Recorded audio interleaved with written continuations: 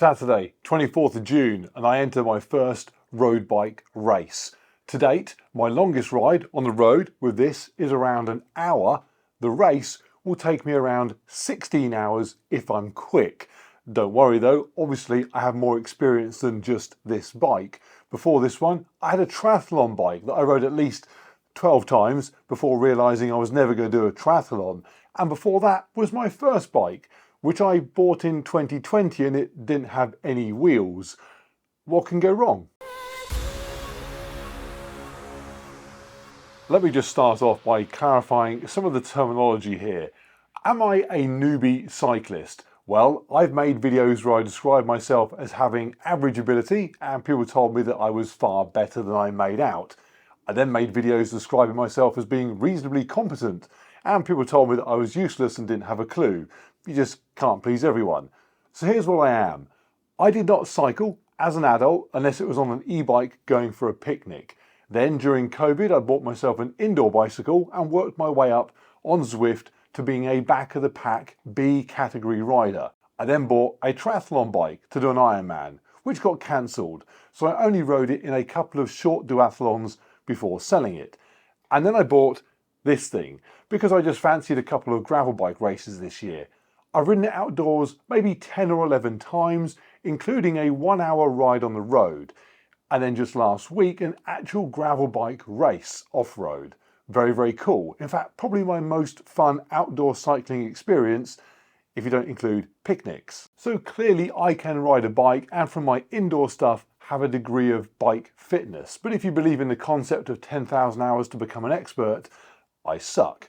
I'm also 6'6" and 220 pounds. And so unless I spend 10,000 hours on a particularly extreme eating plan, I'm always going to be a suboptimal size and weight for cycling anyway. Now onto the race in June. Or is it a race? I'm sure many people will tell you that technically it's not. The idea is simply to get from the start to the finish, although many people fail to do that every year. But the event is called Chase the Sun, and a significant target for anybody wanting to push themselves is to arrive at the finish before the sun sets. To achieve that means setting off at 4:41 AM on the east coast of the United Kingdom and then covering 205 miles to get to the west coast and arrive before 9:33 PM. So I may not be racing other riders, but I'm racing the clock. Hence, as far as I'm concerned, this newbie is in a race. So in this video, just very simply details of the bike setup that I'll be using, because a few people have said, are you going to ride that gravel bike to go across the country on roads?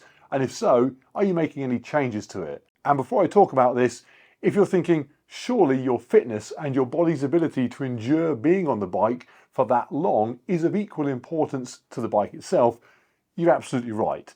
But in just a small number of weeks, there's not a vast amount of cycling fitness I can add, given the other sporting obligations I have, which I take very seriously indeed. Right, bike tour. This is a Specialized Diverge Pro Disc 2023. It's specialised gravel bike, so a more relaxed riding position than an aero road bike, but more aggressive than an endurance bike.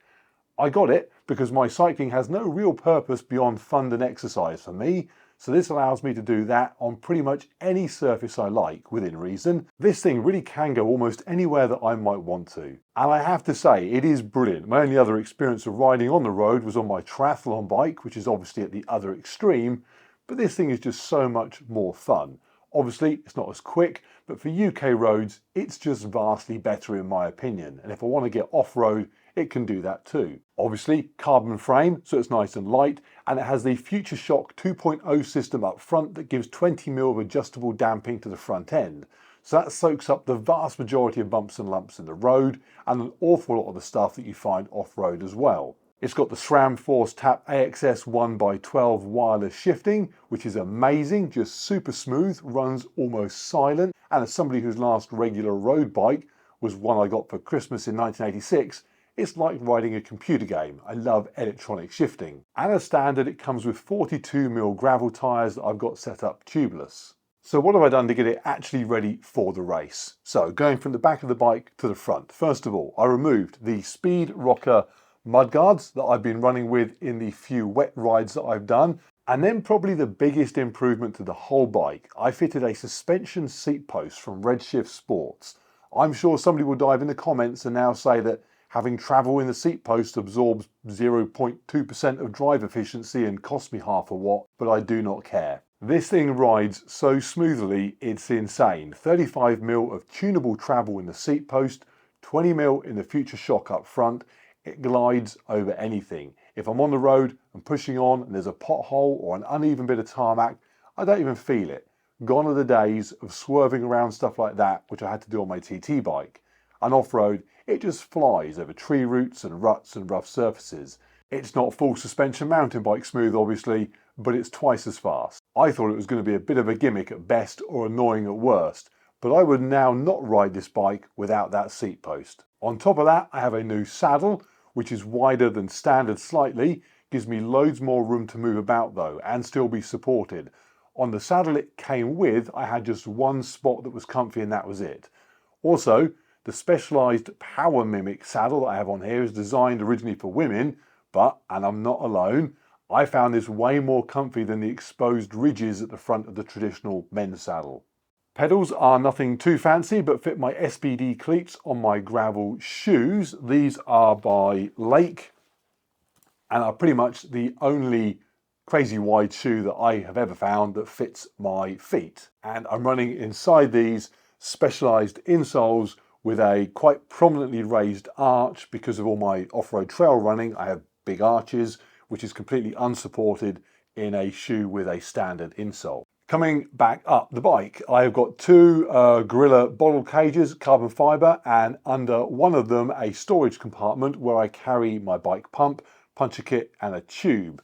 Although I run tubeless, I carry a tube always just in case. One of the most common criticisms that I see about tubeless is that if you have a significant failure, you have no tube, so carry a tube. And then more storage. I would rather have something and not need it than the other way around. That might be for my motorbike days, crossing deserts and mountains. I'm just happy to lug gear about. And this setup on here is spot on.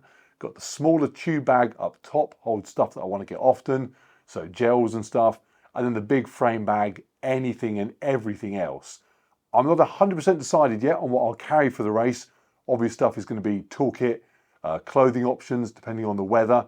At the very least it's going to start colder and then get warmer, so space to stash gloves and wind jacket, stuff like that. I'll need my GoPro for filming, batteries, power pack for charging things up, lubricant, food, electrolyte tablets, loads of room for all of that without needing to start stuffing things into the jersey pockets on my back. Especially if it turns out to be a hot day, the less kit I can carry on me and my clothing, the better.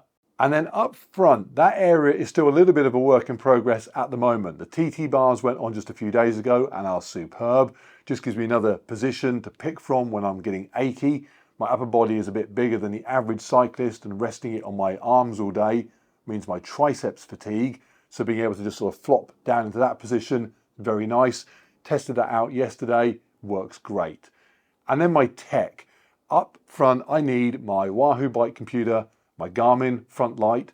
I should add as well, I'm running the rear Garmin light with the radar linked into it, which hooks up to the Wahoo. That's an amazing bit of kit for knowing what's going on behind me. I also need my GoPro mount up front and an iPhone if possible. I've got a couple of extra fittings on the way next couple of days, which is hopefully going to let me get that all positioned up front so it's just better and more visible for me to see than it is right now. And that is pretty much it. The only other big change I'm going to make is I'm swapping the tyres out from the gravel tyres, 42mm, to some Continental road tyres, which are 32mm. Should give me less rolling resistance and are a lot lighter as well, so should get me hopefully a few more miles per hour on the road. But I'm not doing that until mid-May, few weeks yet, because I just enjoy riding on some gravel when I'm doing my training rides right now. Is it the perfect bike for such a ride? Maybe not, but it's comfortable, it's smooth, and it's quick enough for me. It also fits me perfectly. I had a bike fit with Take 3 Tri, which covered everything from my own flexibility issues, shoe setup, cleats, right the way through to my position on the bike obviously, sit bone measurements for the saddle, the whole lot.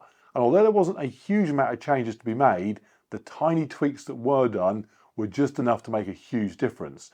The first ride I did after that, none of the hip, the lower back pain that I'd been getting before, which hadn't been really serious issues, but they were things that became niggles after about 45 minutes or so.